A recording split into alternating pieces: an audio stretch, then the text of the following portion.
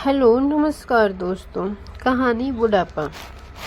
मेरा एक लड़का था, लेकिन वो अभी मेरे साथ नहीं रहता।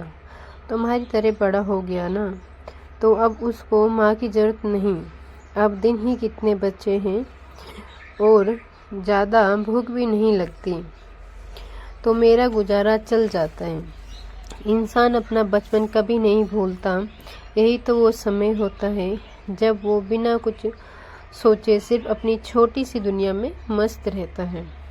बारिश का सड़क पर जमा पानी काफ़ी होता है हमारे मन को लुभाने के लिए। छोटी छोटी बातों में बड़ी खुशी मिलती है। ऐसी कई बातें होती हैं बचपन की, जो हमारे मन में बसी रहती हैं उम्र भर। पेड़ पर से गिरना, साइकिल का टायर पूरे मोहल्ले में घुमाना, किसी की डांट खाना, स्कूल टीचर, गली मोहल्ले सब बसा रहता है। मैंने 7वीं तक पढ़ाई एक गांव में की। पिताजी की सरकारी नौकरी थी। उसके बाद उनका तबादला किसी शहर में हो गया। उन्होंने उसके लिए कोशिश भी की। वो चाहते थे कि मेरी और मेरी बहन की शिक्षा उसके बाद किसी अच्छे स्कूल में हो। खैर, उनकी मेहनत का परिणाम उनको मिला और तबादला हो गया।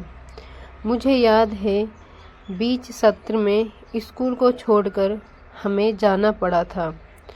उस समय बचपन में मुझे इस बात का पता नहीं था कि बाद में उस जगह, उस गांव को इतना याद करूंगी। तब मैं इसी बात से खुश हो रहा था कि हम नए घर में बड़े शहर जाएंगे। कई साल बीत गए, लेकिन फिर वहां जाना नहीं हुआ। जाते समय पापा और मम्मी ने आस पड़ोस को यह वादा किया था कि हम आएंगे, मिलेंगे, लेकिन वो कभी हुआ नहीं। आज मैं 20 साल बाद फिर उसी गांव में होकर गुजर रही थी, तो मुझसे रहा नहीं गया। मैंने अपनी गाड़ी उधर घुमा ली। इन सड़कों पर मैं इतने साल बाद आई, लेकिन अभी भी मुझे लग रहा है जैसे यह मुझे जानती हैं और मैं इन्हें जैसे खुद ही खुश होकर रास्ता बता रही हैं, स्वागत कर रही हो। मुझे सबसे पहले अपना स्कूल देखने का मन किया, इसलिए मैं वहीं गया। स्कूल आज भी वैसा ही था। कई साल बाद शायद सिर्फ रंगाई पुताई हुई, लेकिन एक बाथरूम के अलावा नया कुछ भी नहीं बना। शायद थोड़ी देर में अपनी आँखों से स्कूल को देखती रही। आधी छुट्टी के समय बच्चों को देखकर मुझे अपना बचपन याद आ गया। बचपन को भीड़ स्कूल के गेट के बाहर जमा हुई। एक अम्मा आकर टोकरा लिए वहाँ बैठी थी। हमारे समय में भी यही होता था। हम लोग भी ऐसे ही जमा हो जाते थे। टोकरा लिए हमारे समय पर कोई आता था। टोकरे में खट्टे मीठे बहुत सी तरह तरह की चीज़ें होती थी। उन्हीं यादों को फिर से एक बार जीने के लिए मैंने भी उस अम्मा के टोकरे से कुछ लेने को सोचा। मैं फिर एक बार बच्चा बन उस अम्मा के टोकरे की ओर चला। बच्चों के हाथों के बीच मैंने भी अपना हाथ उस अम्मा की ओर किया। अम्मा ने ऊपर मुंह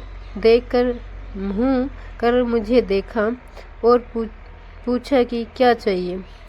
चेहरे पर झुर्रियाँ, आँख को नीचे कई बार वो देखती रही थी। चेहरा मुझे जाना पहचाना लगा।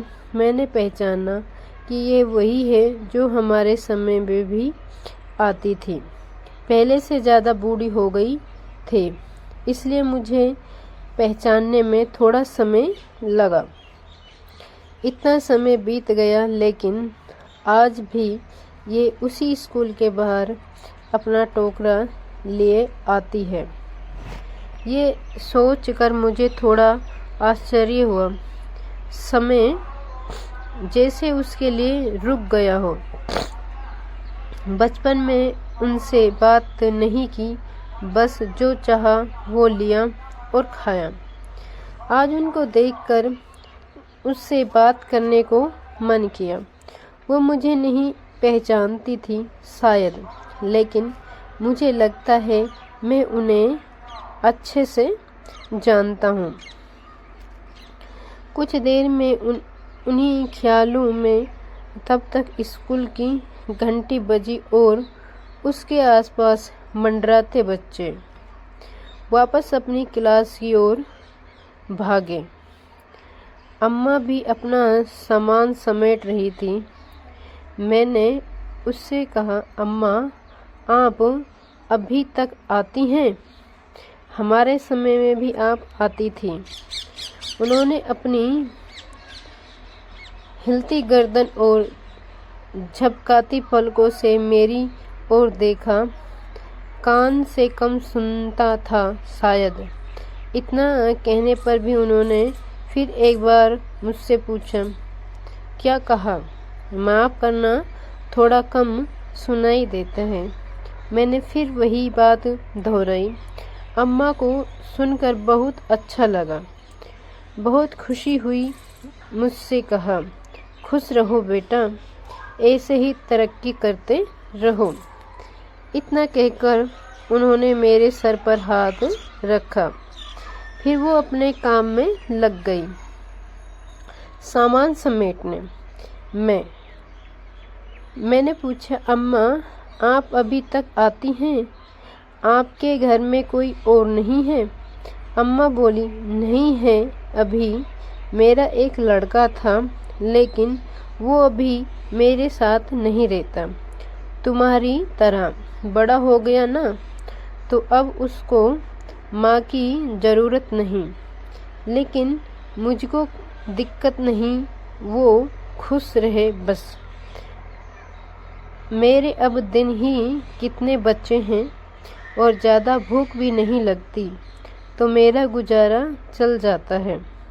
कभी स्कूल के बाहर, कभी पास के बाज़ार में, जितना होता है करती हूँ, और फिर यहाँ आती हूँ तो इन बच्चों को देखती हूँ तो मुझे अच्छा लगता है।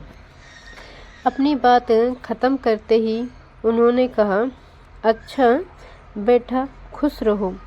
इतना कहकर वो जाने लगी। इस उम्र में उन्हें देखकर मुझे ऐसा लगा कि उन्हें कोई उम्मीद नहीं है, न ही किसी से कोई शिकायत। वो उसके बेटे के बारे में मैंने सोचा कि और पूछूं, लेकिन फिर मैंने ये सोच कर नहीं किया कि क्या पता उन्हें तकलीफ हो। मैंने उन्हें रोका और उन्हें कुछ रुपये देना चाहा। पहली बार उन्होंने बेमन से कहा, मुझे पता था उन्हें उसकी ज़रूरत है। कुछ देर बाद मानी और उनके आँखों से अब आंसू आने लगे। इस उम्र में ये सब देखना कितना पीड़ादायक होगा। अगर हमारे माँ बाप हमारे बचपन में हमें न संभालते जब हम बेबस थे, तब शायद कोई बड़ा ही न हो पाता। लेकिन जब उन्हें ज़रूरत होती, तब अगर हम न उसके साथ न हो या उनके 2 वक्त का खाना भी न दे सकें, तो उससे बड़ी कोई शर्म की बात नहीं। मुझे ये सोचकर सुकून आया कि अच्छा हुआ मैं अपने बचपन के स्कूल गया। मैं कोशिश करता हूँ हर महीने उन्हें कुछ रुपये भिजवाने की। अगर दोस्तों कहानी पसंद आई हो तो लाइक शेयर सब्सक्राइब जरूर करें।